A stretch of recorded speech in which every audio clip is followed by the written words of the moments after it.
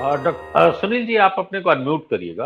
Bharatiya Janata party जो एक तब वो लग रहा है चस्पा हो गया है, अडानी को बचाने वाली पार्टी बन गई, और ये संदेश इनके लिए बहुत घातक होगा जी।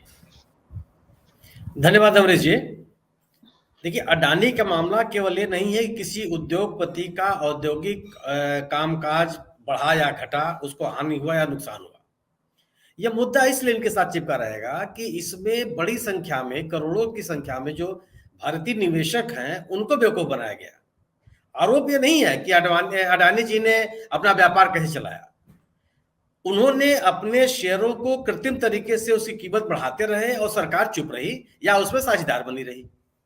सरकार यह दावा करती रही कि वह सेल कंपनियां नहीं चलने देगी, और अडानी का पूरा शेयरों का काम धाम सेल कंपनियों के माध्यम से चलता रहा और सरकार चुप रही या उसको संरक्षण देती रही। यह ऐसे गंभीर आरोप है जिसमें लोगों की आर्थिक सुरक्षा खतरे में डाला गया, देश की अर्थव्यवस्था खतरे में डाली गई और देश की सुरक्षा भी खतरे में डाली गई। बोफोर्स का मुद्दा यह मुद्दा नहीं था कि आपने तोप खरीदा और नहीं खरीदा, उसको जोड़ दिया गया कि देश की सुरक्षा के साथ समझौते किए गए। बाद में भले पूरा का पूरा आरोप फर्जी साबित हुआ, लेकिन उस समय इसने जोर पकड़ ली कि जो सरकार जो देश की सुरक्षा के साथ खिलवाड़ कर सकती है, उसके हाथ में हम अपने आप को महफूज कैसे समझ सकते हैं। वही स्थिति आज अडानी के इस प्रकरण में आ गया हिंडनबर्ग की रिपोर्ट के आने के बाद, कि जो सरकार अपने सामान्य निवेशकों के आर्थिक हितों, अपने देश की आर्थिक संस्थाओं के भविष्य और उन आर्थिक संस्थाओं में सामान्य निवेशकों की जमा धनराशि के बारे में अगर गंभीर नहीं है, अपने राजनीतिक स्वार्थों के लिए, अपने आर्थिक स्वार्थों के लिए, तो ऐसी सरकार को सत्ता में क्यों बने रहने दिया जाए। प्रश्न ये बात, इसलिए ये विषय गंभीर हो गया है। और निश्चित रूप से सरकार जितना ही इससे भागने का प्रयास, उसको जवाब तो देना पड़ेगा। और सवाल का जवाब सवाल नहीं होता है, सवाल का जवाब उत्तर होता है। अगर आप उत्तर नहीं देंगे तो स्थिति और गंभीर होती चली जाएगी, आपकी क्रेडिबिलिटी खराब होती चली जाएगी। और इसके प्रकारांतर, इसके उत्तर में जो आपने सवाल खड़ा किया, उसको कौन मानेगा। आप कहते हैं कि राहुल गांधी ने लंदन में जाकर के देश के अवमानना की, यह ऐसा आरोप है जिसके पास जो जो सुनना चाहता है वो उनके तीनों भाषणों को उठा करके जाके विभिन्न चैनलों पे सुन लेता है कि उन्होंने क्या कहा। आपकी बात एकदम खारिज हो जाती है। आप ये कहते हैं, माननीय सभापति जी ने राज्यसभा के कहा कि साहब कभी भी लोगों को बोलने से नहीं रोका गया संसद में। लोग पिछला संसद की जो सजीव कार्रवाई होती है उसको देख लेते हैं कि एक मेंबर ऑफ पार्लियामेंट चिल्लाता रहता है, उसकी आवाज सुनाई नहीं पड़ती। आपकी बात पे विश्वास नहीं होता और आप इस तरह के आरोप लेकर के आते हैं कि न तो जिसके खिलाफ आरोप लगाया गया है वो व्यक्ति जिंदा ही नहीं है कि अपने आरोप के बारे में कुछ बता सके। वो अभी जनता के बीच में नहीं जा पा रहा है। जो लेकर के आए कि वो कौन पेंटिंग किसने खरीदवा दिया, किसने बिकवा दिया, इतने में खरीद, किसके कहने पे खरीदा गया वो भी जिंदा नहीं है। किसने जाके कहा वो भी जिंदा नहीं है कि अपनी बात कर सके आपके सामने। और आपके ऊपर जो आरोप लगाए जा रहे हैं उसके साक्ष्य लोगों के सामने है कि अगर आप किसी औद्योगिक घराने का शेयर कृत्रिम रूप से बढ़ता गया, और इस बात इसलिए भी साबित होती है कि एकदम लगातार रॉकेट की तरह जिसकी कीमत बढ़ती गई, इस रिपोर्ट के आने के बाद आराम से नीचे आ गई। तो आखिर वो कौन से कारक थे, यानी कि जो सपना दिखाया जा रहा था, जो आर्थिक कारण दिखाए जा रहे थे, वो सभी के सब कपोल कल्पित थे। और जो बात कही हरजिंदर जी ने कि अर्थव्यवस्था आपके भाषणों से नहीं चलती है, आपके आरोप प्रत्यारोप से नहीं चलती है, उसके अपने नियम है। उन नियमों का अगर आप उल्लंघन करेंगे तो आप उसके लपेटे में आएंगे ही आएंगे, उससे कोई आपको बचा नहीं सकता।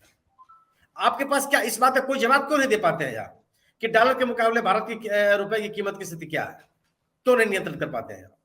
अगर आपके शासन, अगर आपके अधीन व्यवस्था होती तो एक आप नोटिस जारी करते, जिस जो घटाता बढ़ाता है उसको बुला के बैठा देते, कहते उसको दाम कम करो।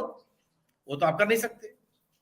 अर्थशास्त्र के जो नियम है उसमें आपका बस चलता नहीं, उसका आप राजनीतिक तरीके से उसको जा नहीं सकते। और आर्थिक चोट हर व्यक्ति को प्रभावित करती है, कोई व्यक्ति उसको बोल नहीं पाता। और लोगों की आर्थिक सुरक्षा करना ये सरकार की जिम्मेदारी है। सरकार विपक्ष की तरह से काम नहीं कर सकती। सरकार और विपक्ष की भाषा एक नहीं हो सकती है कि विपक्ष भी आरोप लगा रहा है और सरकार भी आरोप लगा रही है। ये नहीं चलेगा और कोई इसको स्वीकार भी नहीं करेगा। अगर सरकार को यह लगता है कि राहुल गांधी ने राष्ट्र विरोधी काम किया है, माननीय कानून मंत्री जी, माननीय गृह मंत्री जी एक मुकदमा दर्ज कराए उनके खिलाफ ये इंडियन एम्बेसी जो भारत भवन में बैठी हुई है वहां लंदन में, वो एक रिपोर्ट भेजे कि साहब इन्होंने ये राष्ट्रविरोधी गतिविधियां की हैं, सर आप कार्रवाई कीजिए। भाषण देने के लिए थोड़े होते हैं आप, क्या पार्लियामेंट नहीं चलने देंगे? ये सरकार का काम नहीं है। सरकार के मन में, सरकार की जानकारियों में, सरकार के ऊपर तथ्यात्मक रूप से अगर यह जानकारी है कि राहुल गांधी या कांग्रेस का कोई नेता, विपक्ष का कोई नेता कोई गैरकानूनी काम किया है, तो आप उसके खिलाफ कार्रवाई कीजिए ना। क्या पार्लियामेंट नहीं चलने देंगे? और पार्लियामेंट भी चलने की जिम्मेदारी, जितने लोगों को संसदीय व्यवस्था नियमों की जानकारी है, सदन को सुचारू रूप से चलाना, सुचारू रूप से बनाए रखना सरकार की जिम्मेदारी है, ये विपक्ष की जिम्मेदारी नहीं है। और सरकारी उसके आप कभी देखिए संसद में बैठ करके कि जब प्रश्नकाल के दौरान विपक्ष के लोग कोई ध्यानाकर्षण प्रस्ताव लाते हैं या कहते हैं कि नहीं सब काम रोकिए, मेरी बात सुनिए, किस तरीके से बात कही जाती है सरकार की ओर से कि साहब सरकार ये प्रश्नकाल को आबाधित नहीं कर सकते, ये आपका ही विषय है, ये आपका ही क्षेत्र है, आपका ही सवाल है, इसका जवाब सरकार को देना है, आप इसको बाधित नहीं कर सकते। और हल्ले गुल्ले में एक नहीं सैकड़ों उदाहरण आपको मिलेंगे कि हल्ले गुल्ले में सदनी कार्रवाई चल रही है, पूरक सवाल नहीं होता, लोग अपना जो लिखित सवाल है उसका जवाब देके चले जाते हैं। उस प्रश्नकाल को आप नहीं चलने दे रहे हैं और सत्तारूढ़ दल के लोग नहीं चलने दे रहे हैं, तो राजनीतिक रूप से इसको कोई स्वीकार नहीं करेगा, देश का कोई नागरिक को स्वीकार नहीं करेगा। हालांकि भारतीय जनता पार्टी के लोग कह रहे हैं कि जेपीसी की कोई आवश्यकता नहीं है। उनसे पूछे क्यों आवश्यकता नहीं है? जब आप बोफोर्स के मामले मांग रहे थे तो क्यों आवश्यकता थी और आज क्यों नहीं है? और अगर और निश्चित रूप से इसकी जवाबदेही से आप जितनी बार बचेंगे, जितने बचने का प्रयास करेंगे, यह आपके गले में एकदम फांस बनती चली जाएगी। इस आरोप, इस जांच के बाद से आप बच नहीं सकते। आप यही कह दीजिए कि साहब सर्वोच्च न्यायालय जो जांच कर रहा है हम उसमें सहयोग करेंगे, सब जांच कर ले सर्वोच्च न्यायालय की टीम, सरकार उनके साथ सहयोग करने के लिए तैयार है। आप यही बोलने के लिए तैयार नहीं है, क्यों? कि उस जांच का आपने न्यायालय में विरोध किया कि यह नहीं होना चाहिए। आपने वहां भी न्यायालय से कहा कि आप विशेषज्ञों की जो सुझाव है मुझसे बंद लिफाफे में ले लीजिए, सरकार ने उसको नहीं माना, न्यायालय ने उसको नहीं माना।